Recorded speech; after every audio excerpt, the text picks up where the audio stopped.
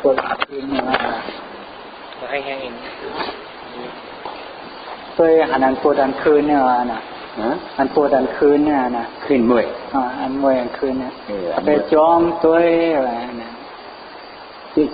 คืนมวยอันนี้เจ้าหาหายใจถูกใจถูกคืนรูปมวยนั่นมันโนวิญญาณคืนมวยเนี่ยมันดิ่งยุบรูปมันคืนไม่มวยมันเป็นการมันคืนอยู่มันมวยก็มันรูปมันเป็นการมันไม่ใช่การมันแต่ไม่ให้การให้คิดเย็นจงโดดในชายนักเมาชันไว้กัดมาอยู่เนี่ยเป็นมันการมันพระวิอาบดีเจ้าวันเป็นการกันเนี่ยแสนพูดคิดเย็นจงโดดในชายนักขึ้นมวยอันนี้ติดใจมโนวิญญาณมโนวิญญาณมันเป็นขุดใจทั้งหมดใจนี่แก่ที่ปลายเสียนมันเป็นขุดมันเจ็บตัดทางก็เป็นนะเพราะว่าคืนคือมวยได้ขาเขาเจ็บอยู่เดี๋ยวอาจารย์เกิดขึ้นมาอย่ามันได้เจ็บแต่ว่าขาเขาเจ็บนี่เอาอนัตตาจะเป็นเนี่ยพวกมโนวิญญาณให้เจ็บเนี่ยโอ้อนัตตาคือของเก่านี่อนัตตาเอาอนัตตาจัดหนาอนัตตาอนัตตาเลยคือโอ้เจ็บก็เลยเจ็บมันโมลิโออนัตตาอนัตตาคือของเก่าเจ้าของเก่าบ้านขับเป็นเนาะผู้ฝึกป้องกันเลยเขาอนัตตาที่คือเจ็บเนี่ยเป็นรูปผู้เจ็บเป็นวิญญาณหันเจ็บเป็นใจเป็นญาณเป็นญาณสมาธิที่หันจริงเจ็บเนี่ยโอ้มันเป็นของเก่าวางคำไรไม่ถูกต้องงามเลยในสมัยเด็กบ้างท่านชองคือหันเจ็บเนี่ยพิจารณาเจ็บเนี่ยมันเป็นของต่อชองตัวเองสำคัญเนี่ยรูปเจ็บวิญญาณรูปเจ็บผู้เจ็บสมาธิหันใจรูปเจ็บมโนสมาธิกับป้าเจ็บอันสมาธิเห็นไหมบางคำมันไรเป็นอาตาอันเป็นผู้ของเก่าเนี่ยเขาเนี่ยพิจารณาดีเดียวหาหายใจพระเจ้าหันใจผู้เจ็บเจ้าเนี่ยพระเจ้าไปหายใจผู้เจ็บเป็นหายใจไปใจอะไรนะอาตาไปจบอาตาไม่เคยกับใจผู้เจ็บเป็นกันอยู่เจ็บก็ให้เจ็บจะไปช่วยกับมันจะตัวปีพอมันจะไม่จากที่ตัวปีหนึ่งก็คือถึงอาตาเจ็บไปเจ็บโอ้อาตาเนี่ยพอมันได้นานออกผิวที่รู้ว่านั่งเนี่ยพอชาวนาทีมาออกอยู่ไอ้ในกำดิชุดมันขึ้นในที่ใจเขาตายในดิ่งเว้ยตายในใจที่ดิ่งเว้ยถ้าตีนี้ก็จ่ายแน่เนี่ยถึงถามตัวบอลคิดมีหายใจหนุ่มพิพานรักบ่อยจังเลยพับนี่ก็มีเว้ยนะเจ้าหนาเจ้าหนาเจ้าเทียบชูกระซาช่วยเลยอาจะพูด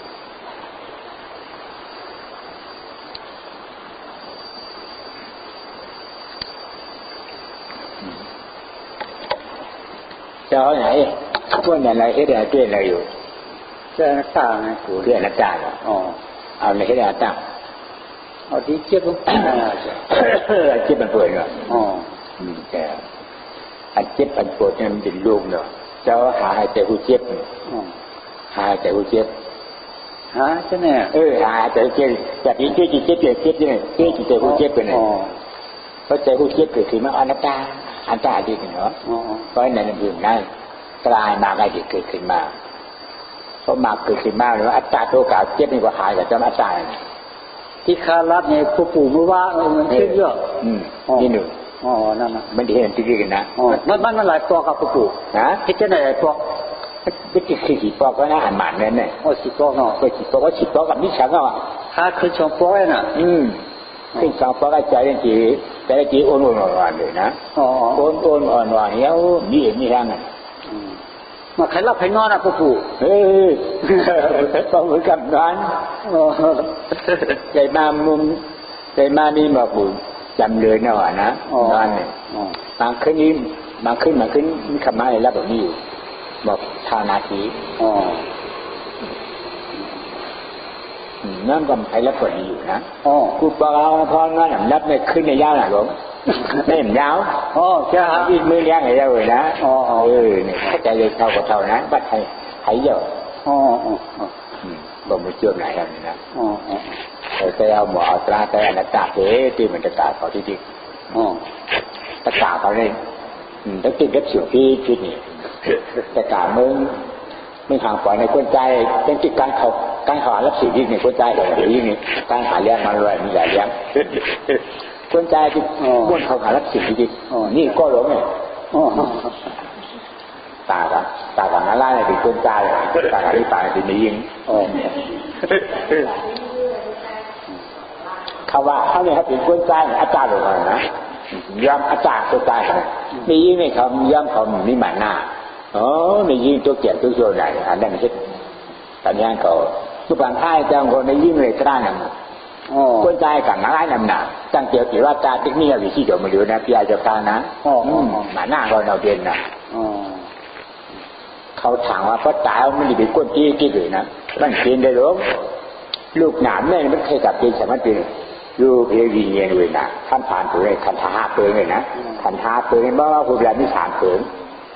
ลูกเนี่ยเป็นลูกประกาศลูกแบบคันท้าปีญาเนี่ยเป็นดังแม่คันท้าปุยนานี่ก็เป็นดังแม่คันท้าหนามแม่คันท้าเนี่ยเป็นสี่โต๊ะปุยนาทั้งสี่ญาเนี่ยมาหัวความจำเป็นเป็นอยู่ในแม่คันท้า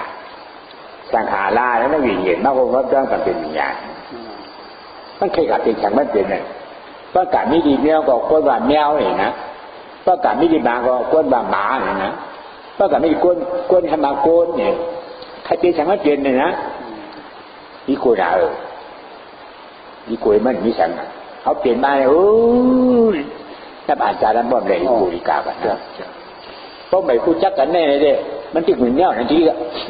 เนี้ยเป็นคือเป็นนั่นนะเจ็ดกินเนี้ยจากมีเจ็ดเนี้ยกว่ามีอันผู้เจ็ดนั่นน่ะเนี้ยแบบกินเนี้ยจากมีกินเนี้ยกว่ามีนะอันถ้าประเจ็ดกินเนี้ยจากนี้มีเนี้ยอันถ้าประเจ็ดเนี่ยอันผู้เจ็ดอันถ้าประเจ็ดเป็นเจ้าแม่ผู้เจ้าว่าเป็นอันนักจ้าหรือเนี้ยผู้ป้อมแมวผู้กวนก็ป้อมผู้มันก็เหมือนแมวก็เหมือนกวนเก่งถูกจังผีก็เหมือนแมวก็เหมือนผีเก่งหมาก็เหมือนผีก็เหมือนหมาเก่งหมาก็มีเจี๊ยบมีผู้เจี๊ยบมีขับเจี๊ยบหมาก็ผู้จัดการเป็นอาจารย์ผีจุดนั้นก็ผู้จัดการอาจารย์มันก็เหมือนหมาเก่งนั่นดีกว่าเนี่ยอยากจะเนี่ยเนาะถ้าจะก็อย่าช่วยย้อนผมมันเชื่อเหมือนมันจุ่มนะถ้าเท่า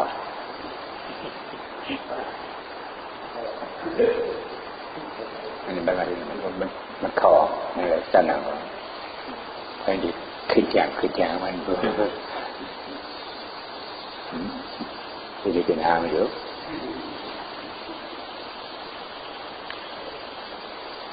tập đây nhìn hướng cha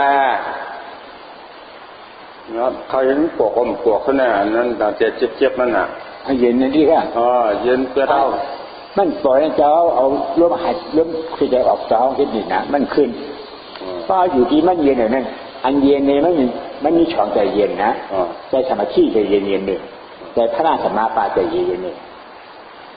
เพราะเป็นพระราชสัมมาปาเย็นก็มันขึ้นสมาธิก่อนขึ้นอันไรก่อนนี้อันเนี่ยพระราชสัมมาปาก็ไม่อยู่ที่นี่ที่ก็น้ำมีสาขาเลยจีมืออาจารย์คิดขวบคุณให้ชาวบ้านน้ำคือในกลุ่มให้หวยใหญ่เล็กจ้านั่นน่ะจันตุ้ยก็อาจารย์ตีนาเห็นมาในกลุ่มให้หวยใหญ่จ้าพระเป็นเจ้าย่างเขาจะอ่านโบมือถือแฉมันรู้มันเยอะนั่นนะต่อถึงเป็นชอบตาป่าในใจต่างมันมีเมื่อปีมาเลยมาเหลียวเนี่ยขึ้นก็ไม่ได้ขึ้นเลยนะเมื่อผีสับเกี่ยวไหนจะไม่ดิ้นไม่แข็งก็ไม่ขึ้นนะไอ้นั่นอย่าวนยาววนก็เดี๋ยววนน้อยเลย1 นาที 2 นาทีวนจะได้กรรม1 นาที 2 นาทีวนใน1 กรรมดูว่าเพิ่ม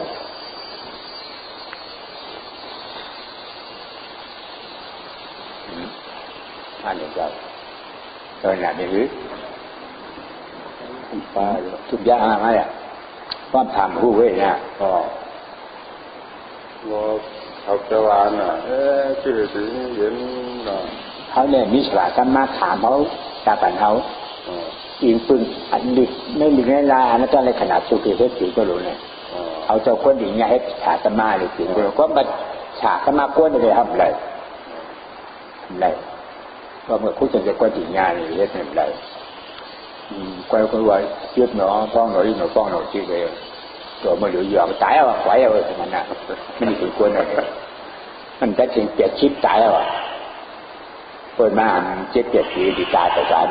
ตั้งนานดีอยู่จังหลายปีกับเองเนี่ยเชื่อมอยู่กับดินตักสิ่งนายกว่าเนี่ยนายกว่าให้อยู่ตายก็ไม่ได้จะอยู่เลยนะแต่ที่ที่ยังเนี่ยก็ยิ้มเลยยิ้มเลยนะจะใช่มาถามมาเนี่ยถามมาเรื่อย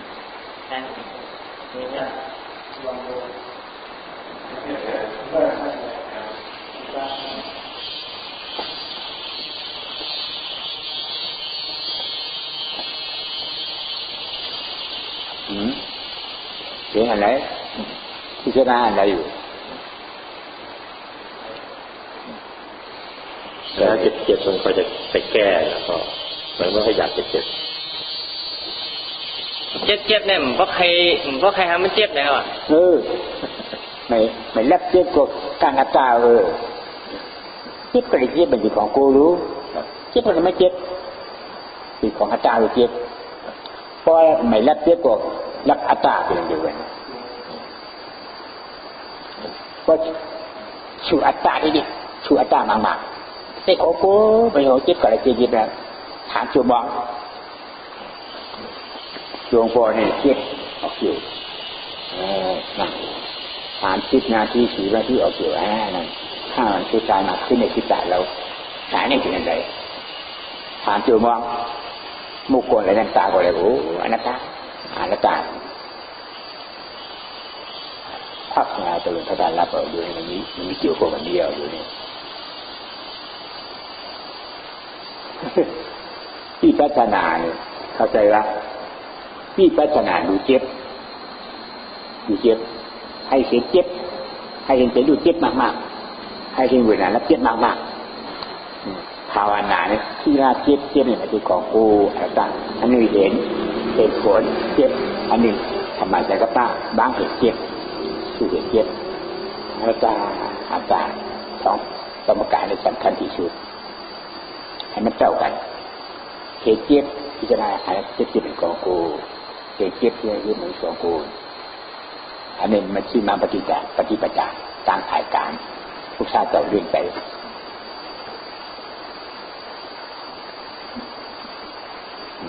ไปเลยไปนะกับหลวงพ่อไปอยู่ที่วัดที่ทำสู้อะไรไม่ได้ไม่กับแบบ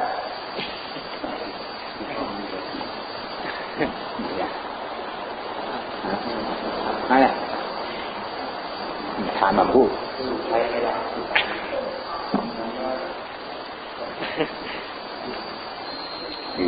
ตามมาค่ะ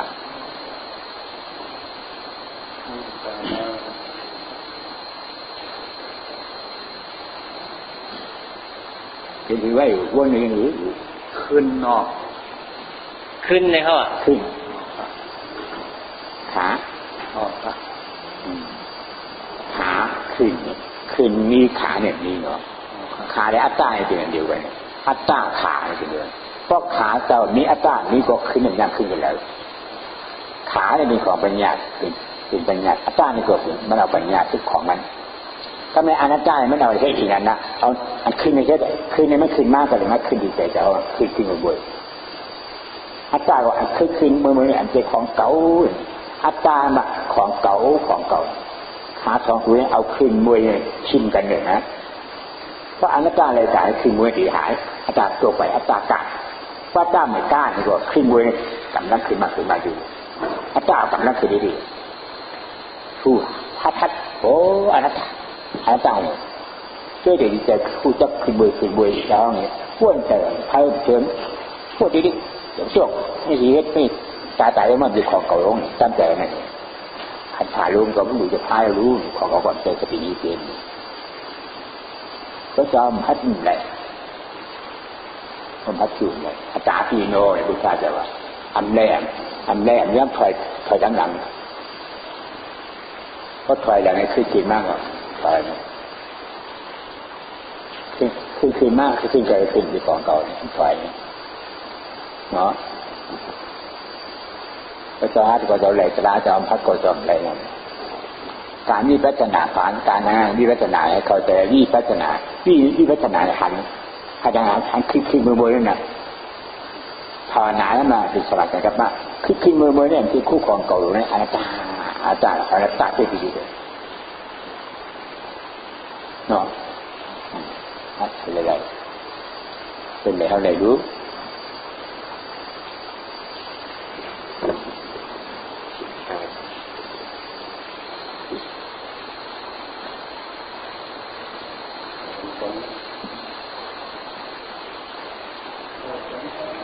จะมาเป็นนี้ลวงลวงโมดอ่ะจุอ้วนลวงโมดอย่างนี้หางจากได้ลวงโมดเจอเป่าหัวไว้เลยครับเสียงชาว่างหัวใจได้หัวใจชากำครับอันพิจารณาบ้างครับก็พิจารณาอัตตาเนี่ยก็ว่าอัตตาจิตหน้ามันหาอาการเป็นนี้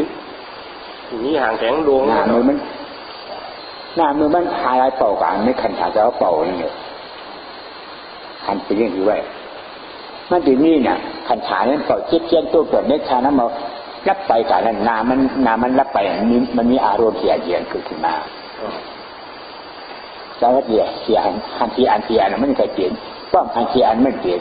เวลาแล้วมันเย็นกันเนี่ยเพราะมันเย็นอยู่ในนี้ช่องเย็นเขาในสมาธิสมาธิอย่างกับป้าสมาธิอย่างกับป้าสมาธิที่ทำสองอันนั้นเกิดสมาธิที่หันสภาวะเจี๊ยบคือกินมวยสมาธิอย่างกับป้าเนี่ยบนมาจะได้กินมวยที่เขาก็ทำสองเลยทำสองเรื่องเกิดก็ทำสองตัวเนี่ยเกิดเอาสมาธิเกิดขึ้นมาอันนี้ก็เป็นอันตรายมากตาดีว่าอุปธิสันเทเนี่ยสมาธิมาอยู่เป็นหน้าปัญญาสมาธิกับป้าเนี่ยเกิดมาอยู่เป็นหน้าเอาจ่อเอาเย็นเบาก็เป็นอย่างนี้มันขึ้นมันกัดเยี่ยวเพียงเดียวเนี่ยเกี่ยวกันเองมันขึ้นจังไง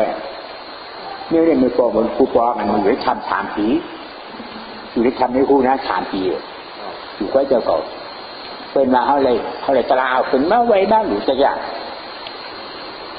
ก็มันคือดูบ้านกับหมอนเป็นไม่ดูพัดมันขึ้นเหมือนเก่าขึ้นบนเลยแต่ว่ามันเย็นก็มันมีมากขึ้นนะครับมีมากขึ้นเพราะว่าอันนี้หันจะได้มันถึงใครสมาธิเจ้า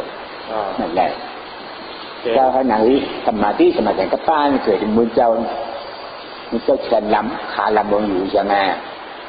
มกจะเปะมันมีเดิมมาอยู่เนี่ยเพราะว่าการไม่ได้ทำเนี่ยมีทำขาแรงมันจะเปลี่ยนแขนล้ำขาล้ำเนี่ยมันจะขาล้ำเอานั่นนะเมื่อนั่งที่บ่หมุนนั่งเลยหาตัวมองเลยนั่งหัวโจนะครับบ่หมุนเอาเนี่ยน่าจะโจได้หันทั้งนี้โจกันนี่การโจไหนก็เคยเนี่ยมันไม่ได้เจ้าเนี่ยนะเพราะเป็นเจ้าเอาอาณาปานะเอารถเขารถบอกไปเพื่อเป็นการรับจ้างอย่าว่าเขาอย่างละโอ้เขาออกนั่นเป็นความก่ออนัตตาจะคิดเขาออกไปเลยวันมาเฮ็ดแนวเลยได้กับเขาถามมันคิดได้โผล่มาเลยนะไอ้คิดหนาการได้เนี่ยนี่สมาธิเจ้าโผล่ไม่ทุกข์เกิดเราเนี่ยทุกข์เกิดเจ้าที่หันอนัตตาเห็นไหมแค่แต่เนี่ยเคยกล่าวว่าในวันเจ็บอนัตตาอาจารย์เกี่ยวกับขาตาที่เนี่ยเอาคาราอะไรนะเนี่ยโผล่มาโจรนะมันนี่เจ็บเลยเนี่ยอะไรเนี่ยมีสปอนเซอร์เขามีเนี่ยมันดีมากเชียวเนี่ย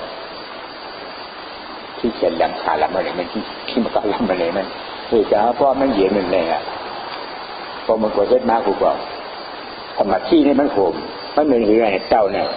ไม่ไปฐานไทยเอาเจ้าโกมผ่านไทยเลยบางไว้เนาะของฐานไทยเลยก็ปากเลยขึ้นไม่มันเก่าขึ้นเลยนะเพราะเจ้านี้ก็สมาธิแล้วโจกันขึ้นเหมือนเก่าขึ้นเท่าหนาคือการจะพายในยามนี้เนี่ยจะฉางป้าจะจานมีมากในการเอาไว้สมาธิไม่ได้นะจะจานมีมากในการเอามายิ้มมาคิดชอบนะกินนั่งยิ้มเขาดิ้งวูเมืองกลางเนี่ยวูน่ะเจ๊ก้ามาคิดชอบก็มาถ่ายจุกบุญทุกวันนั่งกับเจ๊เนี่ย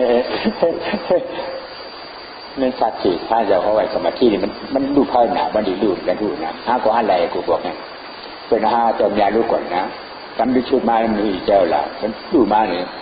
เพราะมารเนี่ยมารเขามา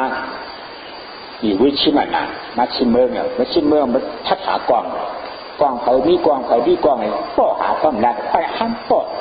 ถ้าบ่เจ็บเด็ดเอาใส่จุบน้ำนี่ป่าหนามันอันนี้เมื่อวันแล้วเอามาอย่างนี้กันนะถ้าป้อชิ้นจัดการนะชิ้นจัดการมีกองพยายามกันเอากองพยายามกับคำนี้เลยเนี่ยนะปั่น กว้างหมากแหลมไม่มีขนาดเนี่ยไม่มีแล้วเนี่ยป้อนให้รู้ให้ยืนเอาหน่ะนี่เนาะพอให้รู้เราก็รู้ไงนะเจ้าเว้ยเป็นป้อนเนี่ยบอกโอเคตึ๊ดขึ้นมาตึ๊ดเนี่ยนี่ชูกว้างห้าเหมือนกวางมันที่เนี่ยถ้าใครไก่ยึดชื่อกันอยู่เนี่ยมันแพ้ง่ายสมาธินี่ให้ตัวทั่วไปเลยนะนี่ชูกว้างห้าเหมือนยึดกวางแบบนี้เนี่ยอันนั้นมันช่องหมดใจสมาธิห้าตัวไปเอานะเป็นห้าจอมยาก้องเพราะเป็นตัวกว่าก็ตัวกว่านี่ชูกว้างเหมือนยึดกวางเนี่ยเขาก็มองว่ายึดกวางมางานกันเดียวนี่นะใกล้จะวิปากกาวดกามเขาทำถูกใจเลยขึ้นแกล้เนี่ยเขาไปที่บ้านเขาก็ไม่ถูกใจน่าถูกเลยกล้าเดี๋ยวถูกเลยดีเลยเนี่ยนะขึ้นดีขึ้นเดือดถ้าเพิ่มถูกเลยกว่าเอาเนี่ยนะมันไม่ใช่สมาธิเนี่ยแต่ว่าเอาที่อย่างทิ้งมาตอนลำบอกจะเปลี่ยนมานะ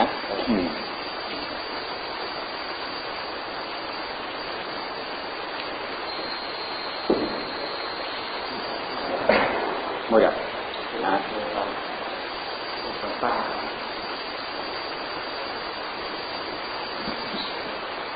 ก็จะตีอย่างนี้เจ็บเป็นไงมาเจ้าฮะมันเจ็บป่ะฮะเจ็บนานเจ็บหรอครับคิดนะฮะจำได้2 ชั่วโมงก็นานๆมาให้ไหนเนี่ยพวกที่เนี่ยตาจะเกิดแต่พวกนี้จะมาก็ถ้าชูเจ็บเป็นก็เหตุเจ็บอีกกว่านะมันมีเหตุบ้านหนาเหตุนั้นเพราะเหตุมันนำกว่าเนี่ยเจ็บเป็นมันจังมันเจ็บอยู่ด้วยกันนะผมเจ็บมากผมก็รถไหวเรื่องๆก็มันก็เฮ็ดเมี่ยวๆนะหลุมอยู่กับชุ่มยมมาได้อ่ะคนจะดีเลยได้นะนั่นเจ็บนะก็มีดันซ่าดูเกตก็จะฮัตจูทุกขาปฏิบัติเนี่ยชิบะปีง่ายรู้จักไหมทุกขาปฏิบัติเนี่ยก็กระดิ่งขาวกข้างในเป็นทุกขาปฏิบัติหลายให้แทนทุกขาปฏิบัติปรามีความเจ็บปวดเมื่ออย่างอังกาสาวมาสาวปรามีเจ็บเป็นจ้างกับเกี่ยวโมโนหรือปริศราเขาในปรามีครับเจ็บปวดปรามีครับเจ็บปวดเขาเคยเป็นยาฮัตตาเนี่ยเขาเรียกฮัตทุกขาฮัตทุกขาเนี่ยทุกขาปฏิบัติเนี่ยก็ฮัตที่เนี่ยขี้ตาปีญาติเลยทำง่ายๆเนี่ยอาการสถานีบุญตราจะมองกันเขาจะเนี่ยเป็นชั่วข้าปฏิบัติขี้ตาปีญาติอยู่เกี่ยวนั่งลุ้นบล็อกทุกข้าขันใจอะไรทำง่ายๆก่อนเลยนะเหมือนกันเจ้าก็ดำมาเขาก็เหมือนเขานี่เจ้าก็ดำมาทั้งเขาเหมือนกันเจ้าก็ดำมาเนี่ยปรามีเชียแฉงขีแฉงกับผ่านเตรียมหลวงถามมาเชียงขีบาดขึ้นแฉงกับผ่าไว้มือพระมากกับผ่านจะพาปอดผ่านถูรู้กับผ่านในปรมาอาเชียงขีนั่นนี่จะพาปอดผ่านถูอาเชียงขีนั่นก็มันบอกว่าถามคุณรู้มันเดี๋ยวมันมีโทษทุกอย่างเจ้าขีเป็นไปได้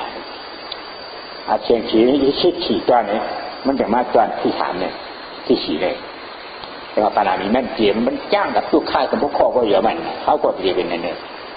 เอาใครนี่ป่าเนี่ยเพราะความจริงมันจำอะไรจะมันจะปราณีเรียนช่วยเขียนทางเขาจะปราณีครับเรียนด้วยเขาเรียนในห้างต่างอธิฮัตก็มุนจุดเข้าไปเลยนะเป็นห้างต่างต้องฮัตอะไรเราฮัตเนี่ยพุทธสงฆ์ต่างกันอะไร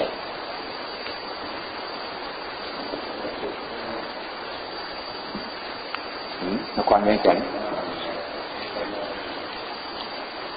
ใจกลาง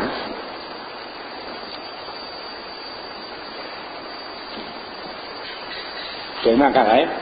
ใจเยอะอันทนไหลกับทุกขะในเมินได้หึงที่เห็นทุกข้าอยู่เห็นทุกขะไอ้ตัวตุกพวกแบบตัวตุกก็อ่านพวกแบบตุกก็อ่านพวกป้นเหตุตุกเพราะเหตุตุกกับตายก็โคตุกก็ไม่เห็นจังเลยครับชูติดชูตุกติดอยู่กับตัวที่ตุกกันอ่านตุกกันมาสู้อะไรหรืออันตาดีเขาเจ็บกันเลยอะไรกันอันตาดีเลยสูงกว่าติ๊กเตี้ยน้องปูนะเจ้าเนี่ยมันหลุดเขาก็หลุดเขามาก็เลยนะอนัตตาเดี๋ยวจะหันดีๆเยอะหันมาเป็นอนัตตาเยอะอันนั้นก็จะมันทับไหลอนัตตานะเพราะอนัตตาสมาธิที่หันที่สันติก็เนี่ยอนุโลมมันอย่างเกิดมามันเอาอนัตตาถูกมาครับเอาอนัตตาเป็นอัตตาตัวกาตู้กันรับชุดเกิดที่คำเดียวกันเนี่ยมาการขีดกรรมเนี่ยขีดคำเดียวไปเยี่ยมกับคำเดียวกันเนี่ย เนี่ยมันก็จะแต่เจหันหนูตุกาหันตุกาวางตุกาวางอัตตาหันตุกวางอัตตาหันตุกวางตุกวันนั้นเราตุกมาก็เกิดขึ้นมาถ้าว่าอนัตตาถ้าเป็นอัตตาตุกรับทุกเกิดในเขาชี้ไอ้ในที่กำอยู่กันถ้าอย่างว่าเพหันตัดเพหันตัดถึงเพไม่เป็นหานั่นน่ะ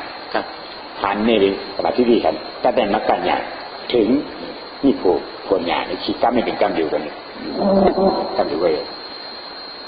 มันไปมันเนี่ยมันในผูกกันหาสาลีโกเนี่ยนี่ชี้คนอย่างพับมือกันอยู่สู้ต่อหมดละบ้านเลย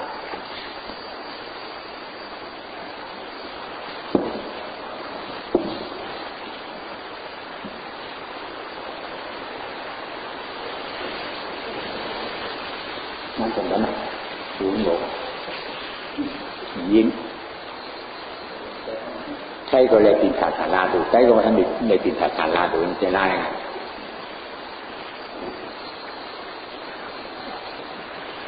เมย์เป็นดีไว้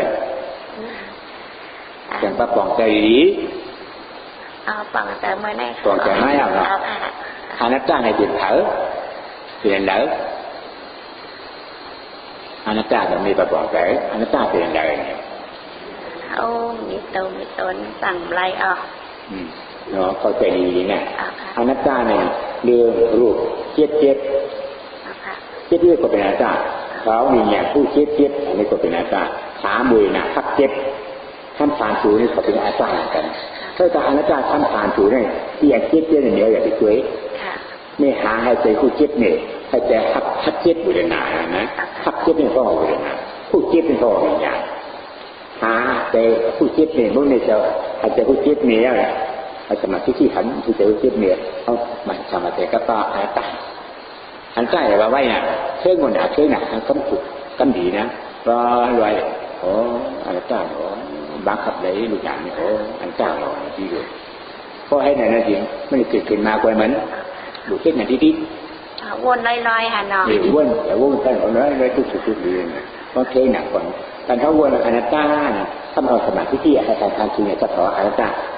มันวิชีเนี่ยอันว่าอนัตตาเป็นความเอานะพวกในแจ้งวันเดียว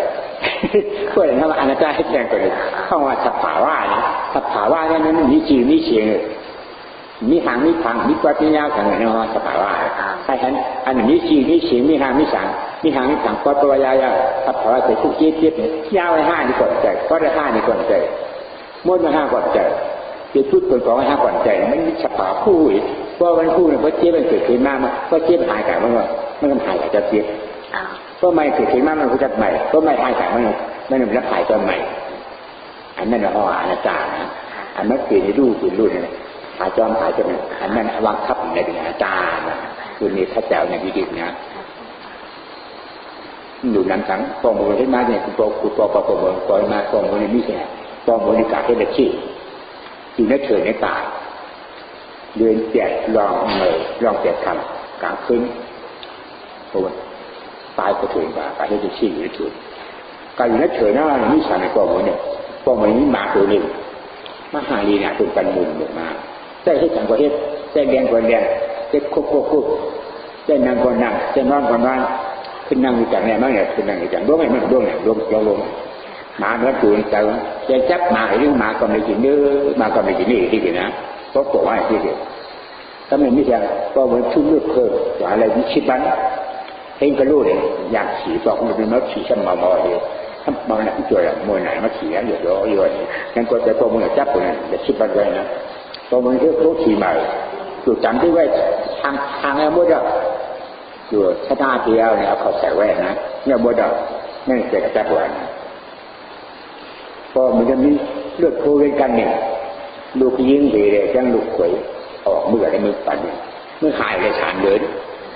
ม้าที่ทำความรู้ข่าวม้าว่าแบบนี่ก็จะจับไว้ที่เชียร์ถ้าไม่ดูวันเขาตั้งความมืออยู่รวมกันมากเลยฐาน10 ปีขึ้นนั่นโตมือโอกาสขึ้นมันก็อยู่ไกลนะเพื่อนนั่นด้วยสองหลังเพื่อนลูกขวยนั่นทำเพื่อนอย่างนั้นมีเพื่อนอรุวันก้อนหนึ่งอรุวัน2 ก้อนตั้งมดมีเขา4 ก้อนอยู่ก้อนเพื่อน อยู่สองคนนะนั่นก็ประวัติลูกยิงลูกชายฝากให้กัดเจี๊ยบใหม่หมดเลยขึ้นมันก็ที่หาเลยที่หานั้นเจ๊จับเขาที่หาเนี่ยถ้ามันมีรวดไม่อยู่ตั้งแต่สามที่เดียวไม่ที่ก็ไปอยู่รวมเถอะอยู่บนรถมีน้อยแต่จะจับแบบนี้นะกับหมาตอนนี้